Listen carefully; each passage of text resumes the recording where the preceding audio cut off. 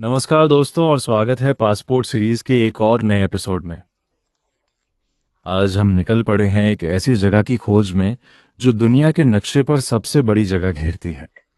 हम बात कर रहे हैं रशियन फेडरेशन की, जो पूर्वी यूरोप से लेकर उत्तरी एशिया तक फैला हुआ है। ये अकेला देश पूरे 171 लाख स्क्वायर किलोमीटर के विशाल इलाके में फैला हुआ है।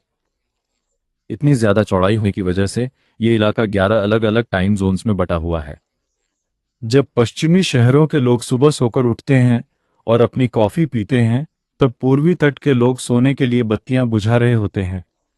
इसकी सरहदें 14 अलग अलग देशों से मिलती हैं, जो दुनिया में सबसे ज्यादा हैं, और इसके किनारे बर्फीले आर्कटिक और अंटार्कटिक महासागरों से भी लगते हैं, और विशाल प्रशांत महासागर से भी। आज के इस आधुनिक देश को समझने के लिए सरहदों से परे देखना होगा।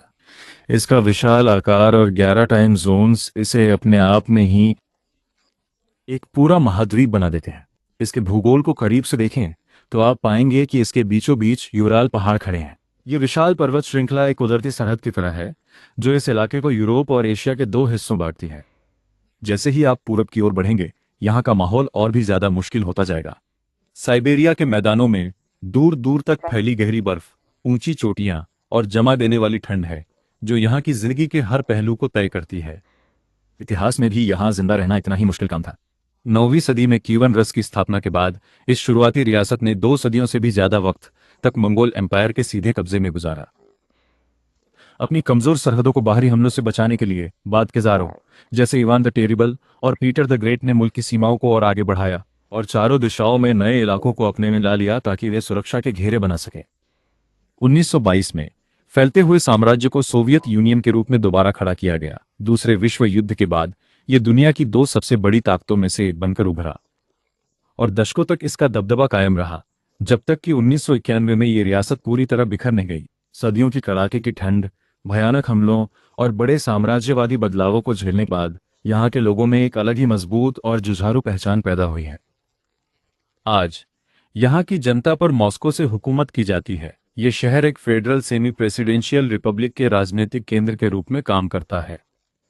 दुनिया भर के ऊर्जा भंडार की तुलना करने वाले इस चार्ट पर जरा नजर डालिए। देश की अर्थव्यवस्था का पहिया इन भरपूर प्राकृतिक संसाधनों के निकालने और निर्यात पर टिका है, खासकर तेल और प्राकृतिक गैस के विशाल भूमिगत भंडार, और साथ ही कीमती धातुओं पर भी।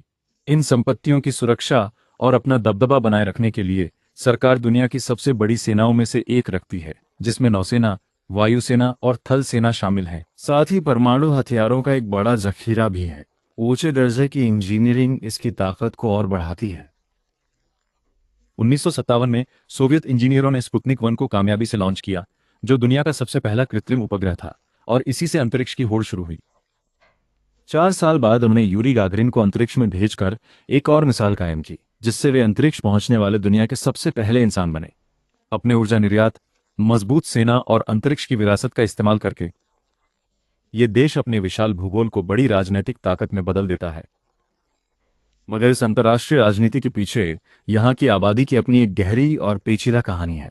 यहाँ रहने वाले 14 करोड़ 40 लाख नागरिक असल में 190 से भी ज्यादा अलग अलग जातीय समूहों से ताल्लुक रखते हैं, जो इस समाज को बेहद विविधतापूर्ण बनाते हैं। इस समाज ने हमेशा से ही दुनिया को बेहतरीन कला दी है।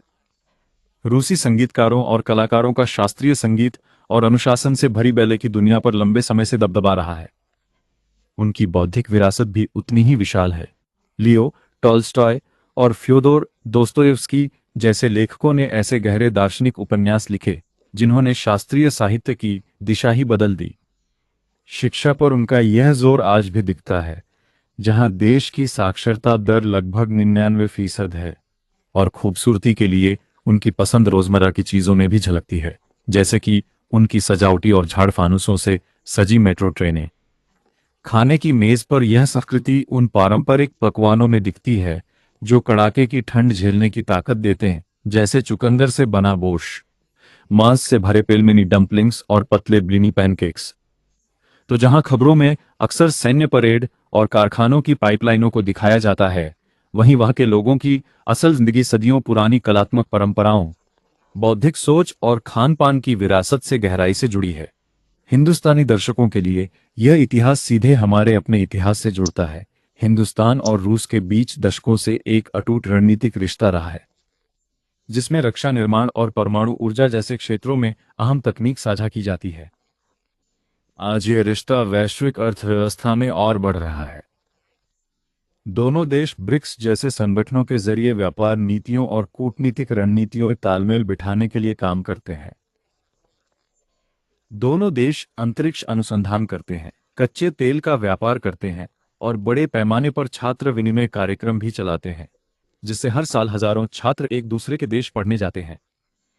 बदलती दुनिया में इस गहरे गठबंधन को बनाए रखना दोनों देशों के लिए आर्थिक स्थिरता और कूटनीतिक पकड़ का एक भरोसेमंद जरिया है। अगर आप इस विशाल देश को खुद देखना चाहते हैं, तो इसका सबसे बेहतरीन तरीका है ट्रांस साइबेरियन रेलवे की सवारी करना, जो दुनिया की सबसे लंबी रेल लाइन है, जो सीधे घने जंगलों के बीच से होकर गुजरती है। यहाँ की सैर आपको दुनिया की सबसे गहरी मीठे पानी की झील बैकाल के किनारे ले जाती है, या पुराने शाही महलों के ऊंचे हरे और सफ़ेद गलियारों में, जैसे कि हर्मिटेज म्यूजियम। रूस आज भी एक विशाल देश है, जो साइबेरिया के बर्फीले मैदानों से लेकर सेंट पीटर्सबर्ग की कला दीर्घाओं तक फैला है। यह कुदरती खूबसूरती, वैज्ञानिक कामयाबी और ऐतिहासिक क्षण का संगम है, जो आज भी दुनिया को प्रभावित करता है। देखने के लिए शुक्रिया, और अगली मंजिल के लिए सब्सक्राइब करना और पासपोर्ट स्टैम्प करना न भूलें।